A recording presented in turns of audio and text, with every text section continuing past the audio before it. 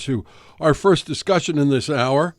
Joining us in the studio, I should point out, is Carrie Goldberg, our Boston bureau chief, because she has covered these issues very closely. We're going to talk to David Stern. He's on the line, CEO of Boston IVF, one of the largest in vitro fertilization networks around. And, Carrie, first of all, welcome. And Mr. Stern, welcome to you as well. Thanks, Tom. We want to make sure, David, that people understand this is obviously in the wake of the Roe v. Wade ruling last week. Apparently, I'm told you're hearing from out-of-state patients who might want to move their frozen embryos here to the Commonwealth. We are, Tom. A lot of very scared patients that are calling us, especially from states like Texas, Florida, Georgia, where they're concerned about either existing trigger laws that will make abortion illegal or potentially having a trigger law implemented in their state. Well, why would an embryo, David, be at stake here? As best you understand it, what's going on with the legal implications here? It's really very detailed and how the trigger law is written. So it depends on when you define the cell or the embryo as a person. There are some wording to the laws that define it as at conception, when a sperm and an egg get together, now it's a person and has rights of a person, versus other states have language that say when the embryo implants into the uterus and a woman is actually carrying the embryo, that's when it becomes a person. And David, I think maybe we should get into the nuts and bolts a little bit here, which is that typically when you're doing IVF, what happens is that you generate multiple embryos, and then the IVF clinic will determine which embryos look the best, like genetically or even just how they look, and then you implant only the best looking embryo or the healthiest embryo, which means that you're probably going to be discarding some. Is that right? That's correct, Carrie. Basically, IVF is a numbers game. The more embryos you have, when a woman has a number of eggs, you fertilize them and create embryos. And as you said, there are different ways that the embryos can be assessed. You can look at the genetics of the embryo. You can find diseased embryos. You can find embryos that have abnormal number of chromosomes. And those embryos won't implant, or if they do implant, they will lead to a miscarriage. So those embryos are usually not transferred. One of the things that we do with IVF today to reduce the risk of multiple births is we transfer only one embryo at a time. So this significantly reduces the risk of twins or triplets, which in 20 years ago you had a very high number of twins and triplets through IVF. Nowadays, the majority in Boston IVF, about 95% of the births are single births. So the troubling issue here is that the science of IVF has advanced, and it's been determined that, the optimal way to do this is to generate multiple embryos, but then only implant one.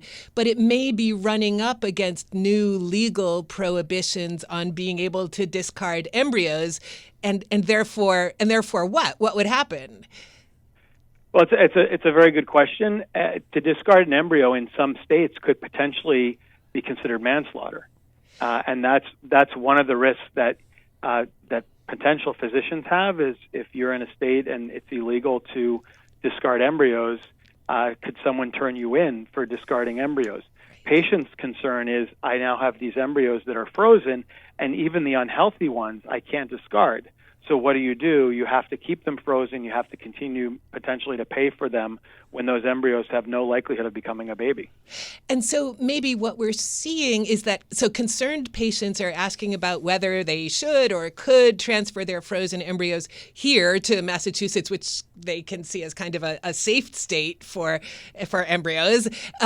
So there could be perhaps kind of a shift of practice so that there would be more IVF happening here and less IVF happening in the states that pass the strictest kinds of abortion bans? I don't know if it's actual IVF procedures or whether they would continue to have procedures done in those states, freeze the embryos, and then ship them for storage outside of those states. So the nice thing about Massachusetts is it will allow reproductive freedom. It will allow the patient to make the determination, not the policy. Or a legislator to make the policy on what can happen to those embryos. So if those embryos are stored in Massachusetts, they could be sent down to an affected state one at a time for transfer, And then when the couple is successful with a child, then they could choose to discard their embryos, or they could donate them to another couple. Lots of things. They could donate them to science. But in a state like Massachusetts, they'll have that freedom to make that decision themselves. So David Stern is the CEO of Boston IVF. I guess I need to know a little bit more about what you guys do. What you're a medical service business, right? I mean, yes, in we're the broadest a term. physician practice. A physician practice. So, I guess what I'm wondering, it raises all sorts of questions. What is it that you folks do? These people want, it seems to me, safe storage, but you do more than that. Oh, yeah, we definitely. So Boston IVF, we're an IVF center, and we don't just do IVF. We help couples or individuals become parents. Okay. And so when someone is infertile, they come to us, and we treat them, and we help them have a child. Okay. And that can be many different types of treatment. IVF is one of them. It's the most successful treatment because you create a lot of eggs, and you fertilize those eggs and have those embryos that we talked about. But there are other treatments that are less invasive, that are where you're not creating a bunch of embryos. There's something called intrauterine insemination, where you take sperm, you insert it into the uterus through a catheter. That has a much lower success rate, and usually it's not for every patient. All right. Talking with David Stern, CEO of Boston IVF. Given what you're talking about, David, and the threats essentially to your industry, to exactly what you do, I guess it would make sense to come back to what Carrie was saying, that perhaps the blue states and or Massachusetts would see an increase in this type of business, and the red states, so to speak, would no longer be a place they want to be. I think the important thing to remember is IVF is not being banned. This is an abortion ban, but the ramifications of the abortion ban could make it difficult for people to utilize or make the decisions themselves on what happens with these embryos. So is it possible that patients will decide to come to a blue state like Massachusetts and do their treatment here? It's entirely possible. Mm-hmm. And maybe they would feel more comfortable. Are you preparing for that?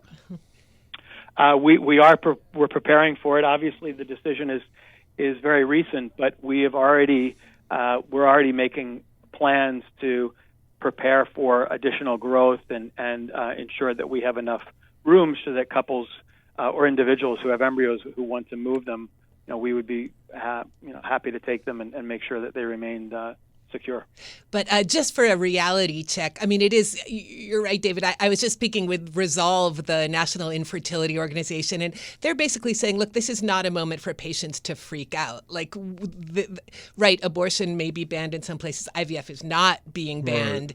Right. And we need to just, and in fact, IVF is much less of a divisive issue than abortion is. IVF has very, very strong popular support. And so even though, you never know what state legislatures will do, especially in some states, it's not likely that there will be broad bans. So just to sort of add to that, so in other words, David, a lot of what you do could be done in Texas, Oklahoma, these so-called red states where abortion might be illegal, but a lot of the procedures, the counseling you provide would not be illegal, right?